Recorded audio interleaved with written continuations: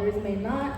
And there will be spoilers for the following games. So if you guys are playing any of these right now, you guys might want to walk out. So we have Final Fantasy 14, A Realm Reborn to Endwalker. And then we have Nier Replicant and Persona 4. Alright, so obligatory, basically introductory slide. Sorry guys, as you guys will see, it is Sunday. My brain is kind of all over the place and such. And so just, if I say anything weird, call it out, whatever. Anywho.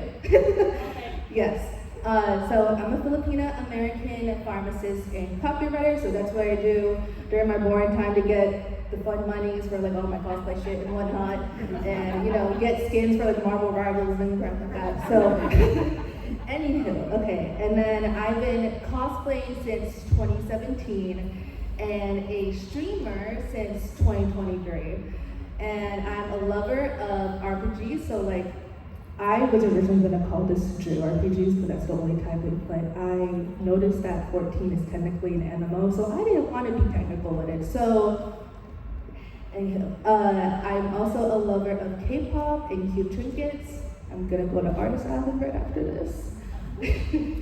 And then my quote, actually, it's my friend Pooja's quote. Please stand up and wave.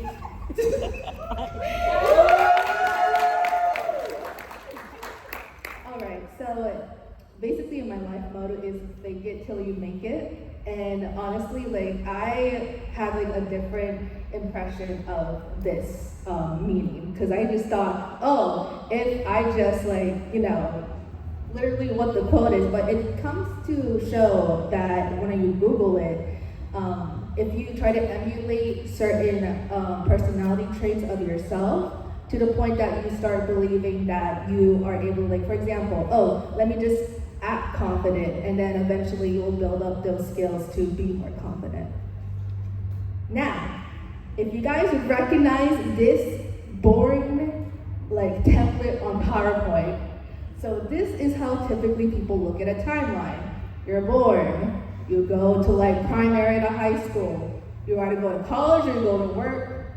You work more. You settle down maybe, or I don't know. I don't know y'all's lives. And then you retire, and then so. Anywho, yeah. So that's typically like people say like, oh, you want to like get like a job just so you can make ends meet, whatever. But they don't really talk about, the more complexities of what comes into, just being a human being. So this is the actual timeline. So, and if you guys notice that, have anyone have heard of the hero's journey, or sort of like that? Okay, good, all right, perfect. So it's kind of like in that same narrative, but I'm going to frame it so that you can apply it to all of your lives. So I'm not gonna, y'all can breathe, right? No one's blind here in this room. Oh, okay, so I just want to make sure. Okay, so the actual timeline, so like your starting point, so as I go through each slide, it'll talk a bit more on how it correlates with JRPGs, your bonds, your main challenge, interests and hobbies, and then at the very end, which is a big bulk of the panel, is the pitfalls, pivots, and progress. Now, here is it basically translated into RPG terms. So almost let me just, before anyone calls me out, almost every RPG plotline. So usually start with character creation, and then you have your party members, and then you get to your final boss, your side quest. Who loves a good fetch quest? Oh, okay. Any Final Fantasy 14 players that like side quests? I appreciate you guys. And then the journey within, which is basically the inner themes that come with the RPG plotline. So, going into character creation. So usually, now, Raise your hand if you usually do like a self-insert or like an original character or OC. Okay, so self-insert? Yes. Okay, OC. All right, perfect. Now, usually this takes place when the character is born or the beginning of the story. So like, for example, if you play Persona 5, man's in jail. And so it kind of goes like based on like the type of story they're trying to deliver. And then I also put Final Fantasy XIV's really, really complex character creation. We're still waiting for the butt slider from Final Fantasy XIV. Anyway, and yeah, so typically it's either between like a traditional character creation or if you're like if you're doing like names and whatnot. So sometimes there's like, people would name someone like Nier or Akira or whatever, and then there's other people that would be like SpongeBob SquarePants or like I'm trying really hard. I understand this is not an 18+ channel, but I'm also trying really hard not to cuss. Anyway, you guys get the point. Now, kind of trying to start from a real life point of view. So life is perpetually a new game plus or an expansion. Now, let that sink in. And stuff is gonna get real fast.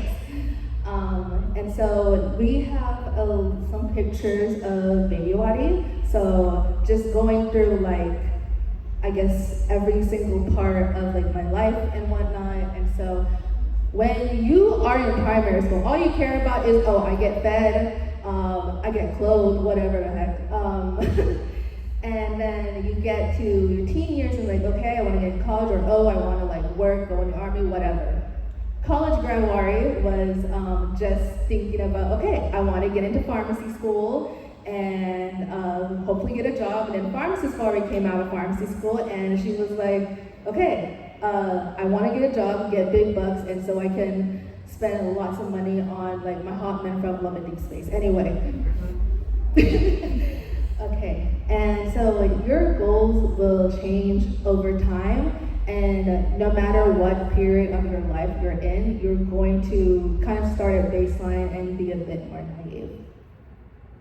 Now, here is sort of my comparison. So if we get into Final Fantasy XIV, this is their placeholder warrior of light. They call him Meteor. And essentially he has like a different type of appearance. So you can see that he's like clean shaven, whatever, and around Reborn, that's the base game. It's also like one of the more like baseline sort of like not as complex type of plot lines. And then as you go through each like expansion, so like Heavensward, Stormblood, Shadowbringers, Endwalker, and you can see all like how you can tell he's been through some stuff. And then Dawn Trail, so I'm actually going to refer to Dawn Trail a lot during this presentation because I consider that the vacation and relaxing expansion, because that's when he was struggling between Around Reborn to Endwalker, and then Dawn Trail was kind of like the filler expansion. Anywho, now we get to you party members. Do we have any Tales of fans here? Oh my God, I love you guys. Okay. My pack, thank you. All right, so party members usually include like the protagonist's family or love interest. I don't know why I forgot to put friends in there because friendship is power or whatever.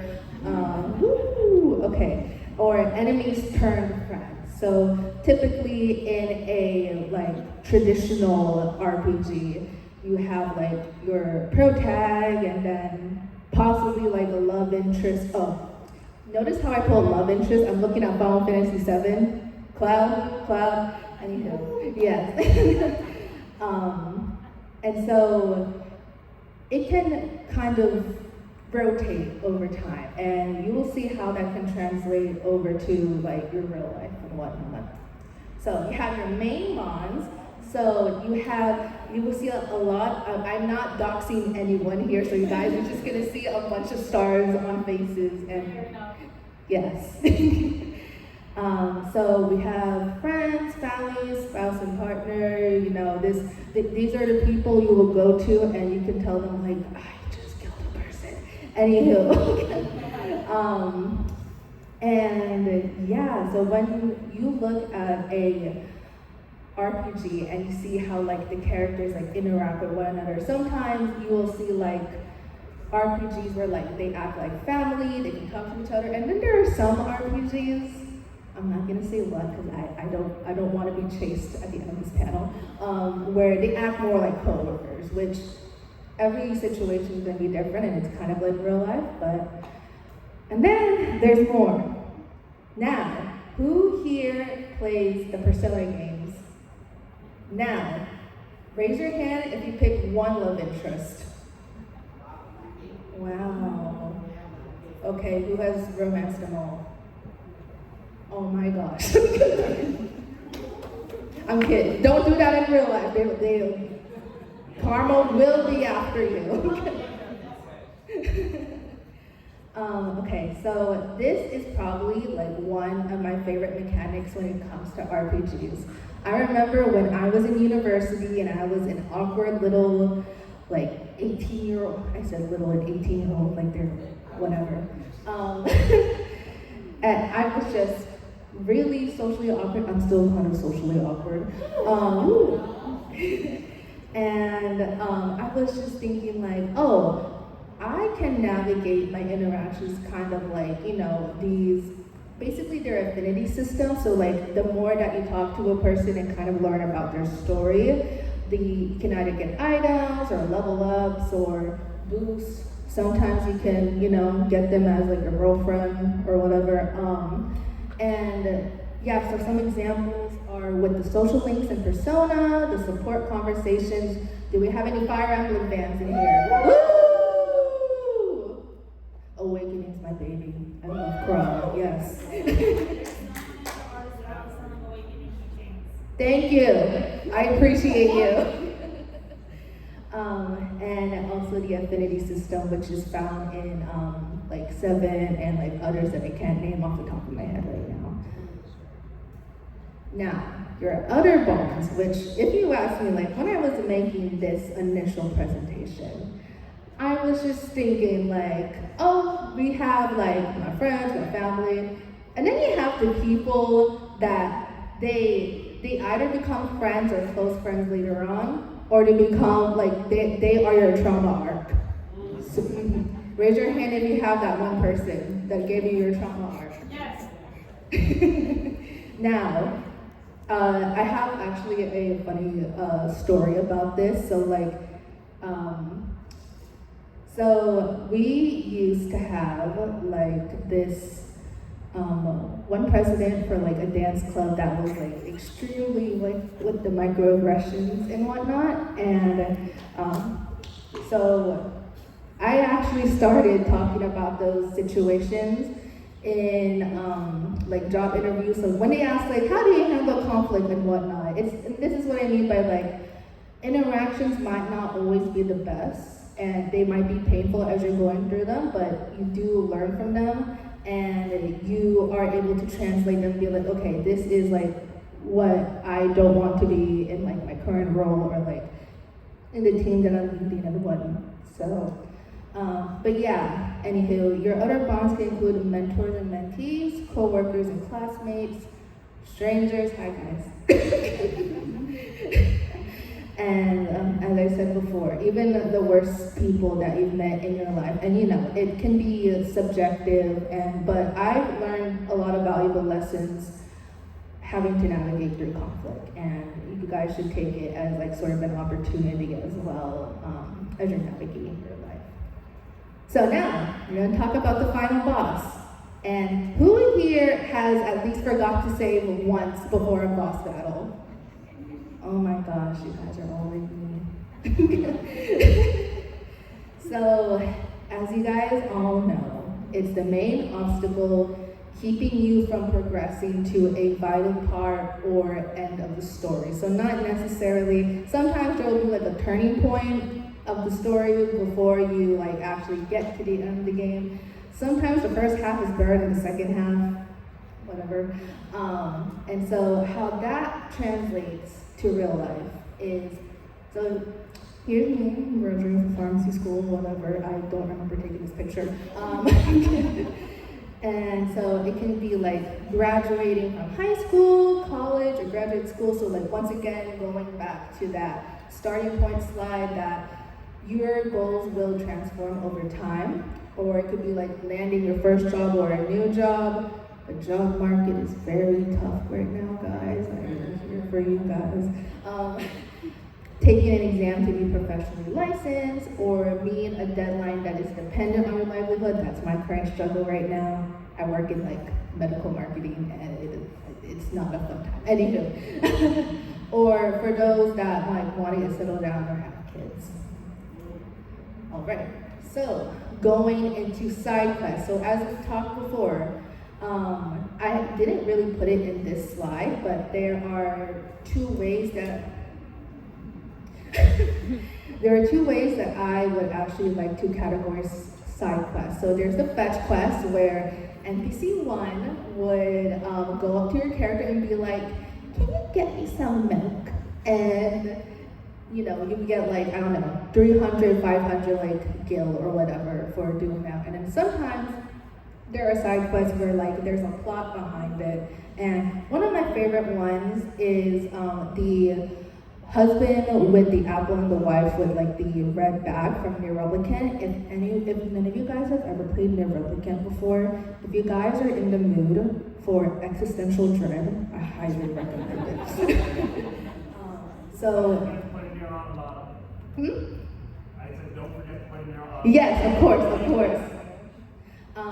But yeah, so basically in this story, you start off by doing fetch quest with this guy who's like, okay, I'm delivering mail or whatever. However, you start building sort of a bond with this couple.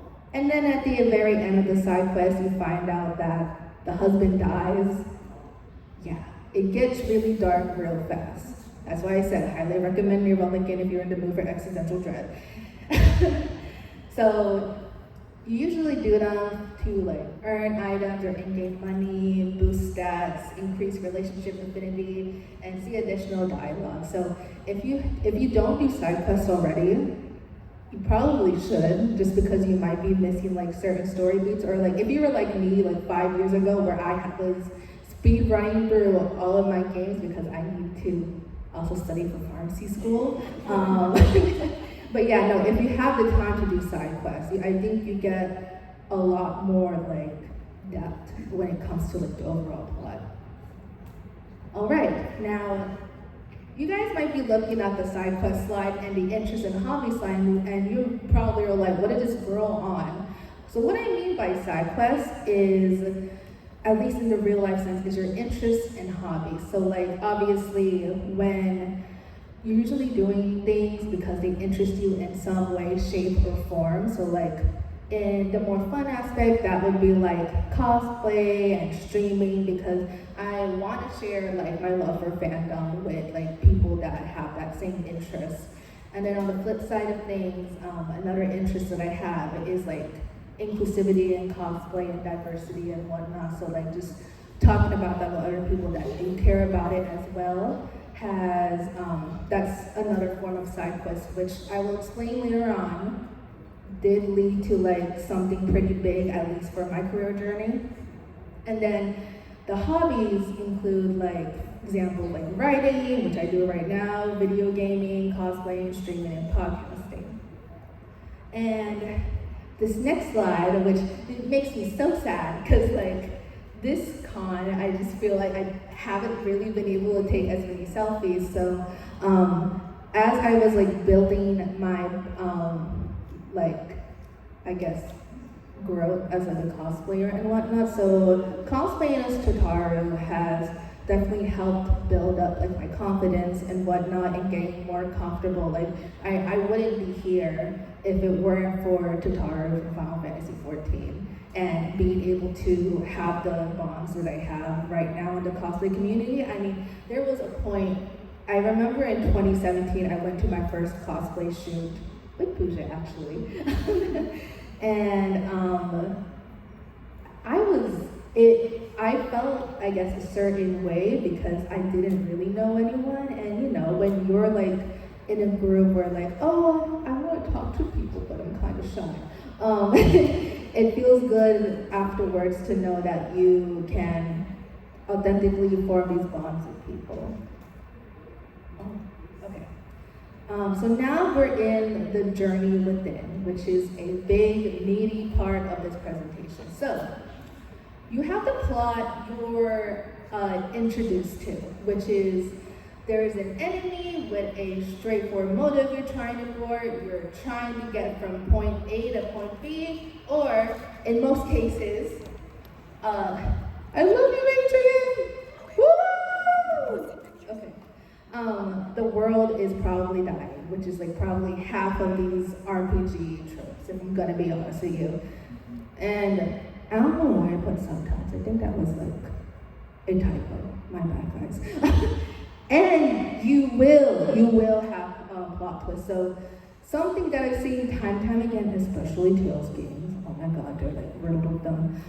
Someone in your party is a traitor, or unexpected character that, or my favorite one, which is near replicant. Actually, you might be the bad guy. And it's like, I really love using near replicant as like the perfect example of like a really grounded but also really dark, which once again, I'm gonna say again, please play near replicant.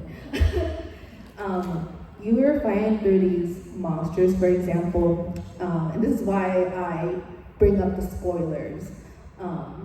So you're fighting through these things called shades in near replicant, and they're basically saying that the disease that is plaguing this world will disappear if you fight these shades. Now, you find out later down the line that these shades are not monsters, they're actual people that are just corrupted.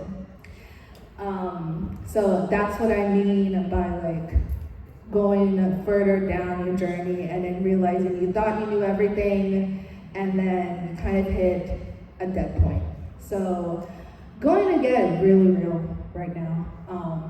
So the first part of the three P's that I was talking about is the pitfalls. So there are things in your life that happen unexpectedly that will delay your progress. So kind of getting into, so I graduated pharmacy school back in 2024. And around the same time that I was doing rotations, my grandma was in hospice and then passed away like literally a couple months before I was able to graduate and whatnot. So that really like impacted like my ability to like not just like study and be able to focus on applying for places that will help hopefully get me from point A to point B. It also impacted my like passion for like playing video games, and I mean streaming was one of the things that really helped me get grounded, but it was and it comes to show that you can't control certain things in your life. They just sort of happen, and you just kind of have to roll with the punches and try to see what will work best for you next. And the next part is basically like the current job market. So like once I was able to recover, well, not really, it took me like a whole year. You get to the crappy job market and you're like, oh my gosh, I am like, and mind you, I have like 2 degrees under my belt and I'm still not getting like accepted anywhere and whatnot. And it's like, is there something wrong with me? So what you can learn from these unexpected experiences. So you can reflect, reset, and reinitiate. And honestly, talks about this in the next slide. The worst thing you can do is do nothing. And the worst thing that anyone can possibly tell you, even if you were to ask, is say no, and versus you not doing anything at all. Ask yourself through these questions, then talk them through with someone you trust. Someone that, and I'm not just talking about someone who's just a yes person. I mean someone that will call you out for what it is and knowing how you are. You might find yourself in the same pitfall for a while. I was in mine for almost a year until I got to where I am. And you just have to get up and keep trying. Yeah, so funny story. I originally did not have this censored. Then I was in a Marvel Rivals panel yesterday, actually, and Alejandro saw who voices Deadpool. Like he really wanted to cuss in his quotes, and he just I didn't want to be in trouble with Otakon. Yeah, so this was basically me for like 25/8 for like a whole year in like 2025. Like I thought me being in pharmacy school was like all that, and it just didn't end. But yeah, you get to a point where you feel like you hit like a rocky road, but you just got some really self-deprecating memes is the way to get through life, if you ask me. Now, this next part of the journey within, so this correlates with the pivots. So what does the protagonist do when they're stuck? They reflect on past actions, previous encounters, determine if a change of mindset needs to take place, critically think about next steps, and you can see, so I put this one clip from Persona 4 on the far bottom right, and this is when so basically there's some murders happening in the game, and essentially what is happening is they thought they caught the culprit, except so there's fog happening in the town, and the belief is that if they found the culprit, they can stop the murders and the fog will go away. The fog does not go away. So yeah, it was this really cool cutscene where they kind of talked through like who have they talked to in the past, what's not adding up, etc., etc. So what's usually the hardest pill to swallow? Some protagonists don't get the satisfaction of jumping right back into routine right away, and it's very accurate to real life. You're gonna try again and again, probably like, I probably like applied for like 500 different places till it got to where I am now. And but you just gotta keep trekking, your work, don't forget that. You all probably at some point in your life might have been like, I'm not getting anywhere, but honestly, as my dad would put it, perseverance and persistence is like a big thing. So just keep that in mind. Now, going to the pivot. So risk-taking is a key to making a pivot. So once again, you are doing yourself a disservice by not taking the risk at all. Even if it doesn't go as planned, you tried. So like, for an example, as I've said before, one of my, biggest ways of like getting the growth that I do have now on Wadi Wadi Way is talking about diversity and inclusivity in cosplay. And essentially, I was able to translate it and make a educational, continuing education monograph for pharmacists across the US about diversity and how to treat their patients and how healthcare professionals and pharmacists can, try to interact more appropriately with them and, really affect like patient care and whatnot. And so what aspects of yourself have not come out fully? And this is where I say, remember your side quest. In pharmacy school, they knew I cosplayed. They knew I was into gaming. They knew I was into streaming, at least like my mentors and like my classmates and whatnot. But they're like, dial it down, it's weird. But as I got into the real world, after I, graduated from pharmacy school, I was like, first off, I don't want to work at CVS. I don't want to work in the hospital. I am chronically ill and whatnot. And like for example, just going through this convention already, I'm already tired after 2 hours and I just want to go by my own schedule. And right now my current role allows me to be flexible in like my current schedule while also still doing something that I'm relatively passionate about. And the next thing, which is like really hard, honestly, is unlearn toxic beliefs, and that's what I meant before by other people telling you you can do it, but not people have been not successful, or oh, you shouldn't do X, Y, Z because it's weird or out of the norm, whatever. And you know, just because it's the road less traveled does not mean you can't pursue it. So during my current job interview, now one of my greatest colleagues, he actually asked me about my cosplay and streaming experience. Mind you that he's also a pharmacist. He's I think the most he's into is movies and stuff.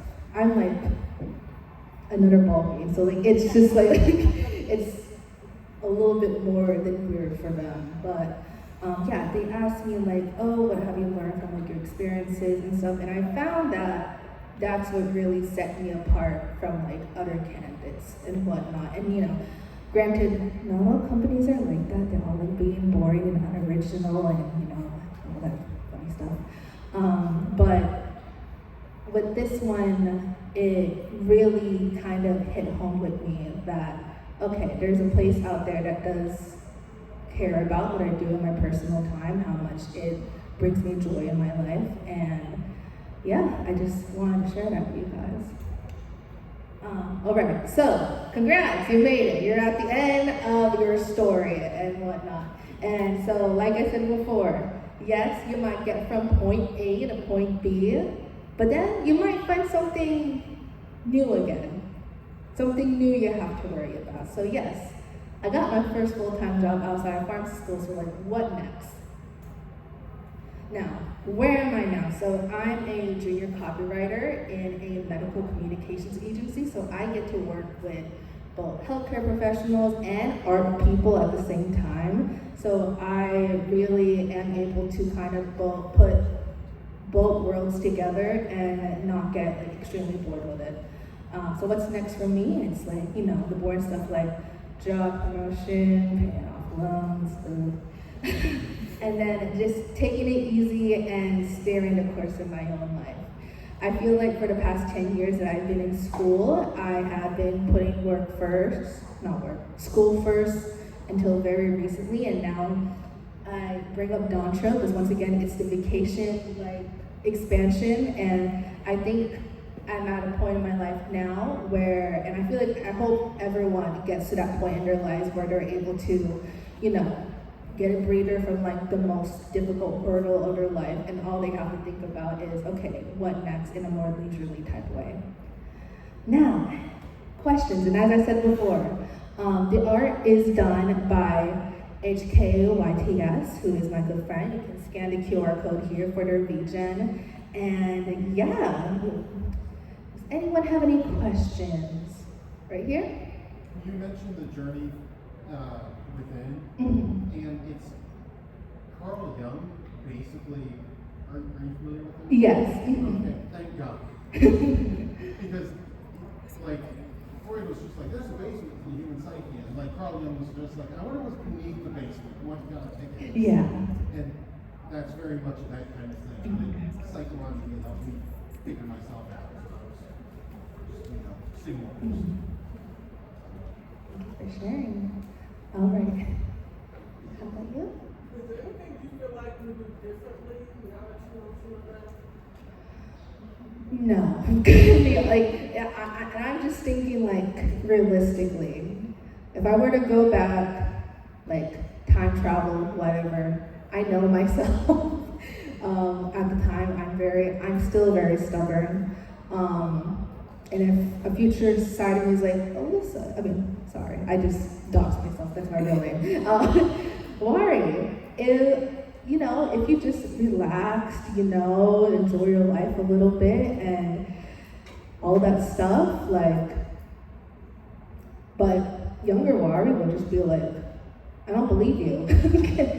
But yeah, I wouldn't change anything because I feel like a lot of those struggles definitely help shape the way I am and whatnot. So, yeah. Yeah. I have something funny to share related to you. Mm-hmm. So I always have to tell people, whenever I meet with people, Mm-hmm. I just, like, recently I feel like I've been having like a wild Pokemon, like, I need like a new person, like, new persona, and new social. Yes. That's how I treat people. I have like a wild Pokemon account, and like, I'm strengthening my social base. Yeah, so I love social links. So if any of you guys has any of you watched the Him Daisy comic dub for Persona 4? Okay, that one. Okay, so that one part where they say social link, go! Yeah, so that's like literally playing in my mind whenever like I meet, for example, someone new at the con that I can vibe with and whatnot, and when an interaction goes positively and stuff, it's just the greatest feeling ever. So And I feel like a joke on like Instagram saying, I feel like my life is like a Persona game. One of my friends was messaging me saying that was funny. I mean, honestly, like if you guys want like too real for real life, just play Persona games. If you guys are trying to like, yeah, sorry guys, Sunday brain, anything. Who's next? All right. What advice would you give to people who are extremely risk averse? You said risk averse. Yeah. In what way? Like, can you give me an example? Well, like, I'll take myself for example. Like, in my past experiences, I've made it so that I'm like really against taking risks right now Mhm. because I fear what might happen if it doesn't work out. Okay. Thank you for explaining that. Yeah, no, I get what you mean, and it comes from like that same, as I was talking about before, people in my life telling me during pharmacy school, oh, don't go to that avenue because not a lot of people are successful in it, you're just wasting your time. But in my eyes, I feel like with people that are, really scared of taking risk or afraid of like things not going their way, if you really want it, instead of like kind of going down the dumps when things don't go your way, I would take it as, so for me personally, when I was going through like my job application journey, anytime that I was like, I felt like I flopped an interview, or like if I like didn't necessarily succeed in like a certain interaction, I would journal about it, kind of reflect, talk to like people around me. Once again, putting yourself around people that will call you out for how it is and not being around yes people is the key to understanding like where your strengths are and what you can work on. All right. Yes? I think you kind of, you said a lot about like reflecting. How did you reflect when there were maybe, like you didn't have a good job interview, or maybe you had bad interactions? So how did you kind of reflect when maybe you didn't receive kind of maybe feedback? So let's say you have a job interview and they reject you, but you have an idea why. How did you? So there's like two buckets. There's the people that you interview with that will obviously have like a preconceived notion of you, and that's something out of your control. And then there's others where it's like, skill based, how I deliver like what I've done in the past, and like maybe changing how I frame it for this particular job. So like something, for example, I was like basically like conditioned in pharmacy school, clinical, focus on like all the clinical bits. But when I was applying for these copywriter and writing based jobs, all I want to know is, can you talk to an audience? Yes, I have. I have a cosplay account of 8K followers, and I have, I've done streaming and whatnot, so I'm able to communicate with others. And then number two is being able to storytell and whatnot. Thank you, JRPGs, for that, by the way. But yeah, it's just, for most of the times that it's out of your control, I would say just focus on like getting into places that really do appreciate your personality, but for places like you can tell they vibe with you and that like, I guess they didn't like how you talked about like a certain skill. So just sort of like reflecting on that and seeing like, okay, what were they looking for? Sometimes, I don't know how it is for other industries, but I would like ask for like a follow-up call after, like a lot of talking with employers and stuff. If we can like, I used to use LinkedIn like really religiously, unfortunately. So I would like connect with like my interviewees and interviewers and whatnot. And even if it didn't end well, like in terms of like a job interview, I would still be like, hey, I know it didn't go the way I wanted, but I want to like stay in contact, which I know some of us are introverted in this room, and it does require like a little bit of getting out of your comfort zone, but yeah, just once again, a risk take again, but it's better to try doing it instead of not doing it at all. Okay. Anyone else? Oh. Yeah.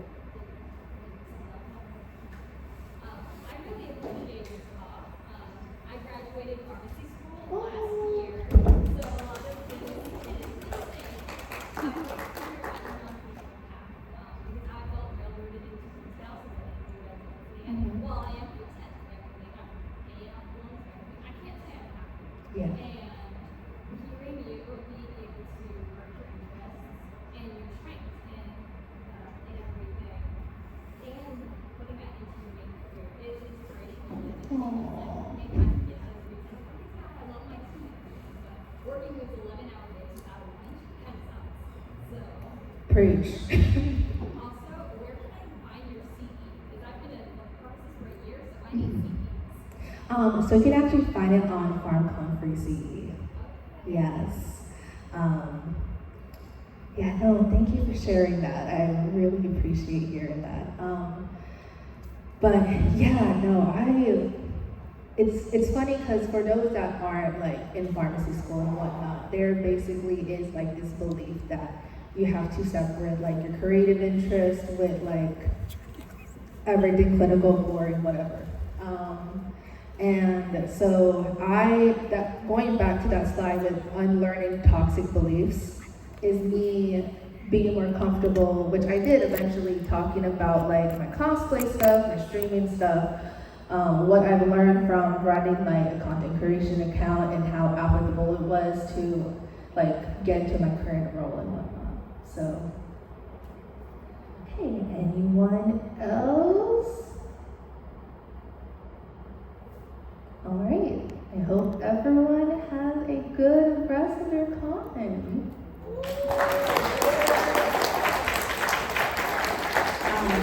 I have some stickers up front if you want some. So, yeah. Have a good rest of your con, guys.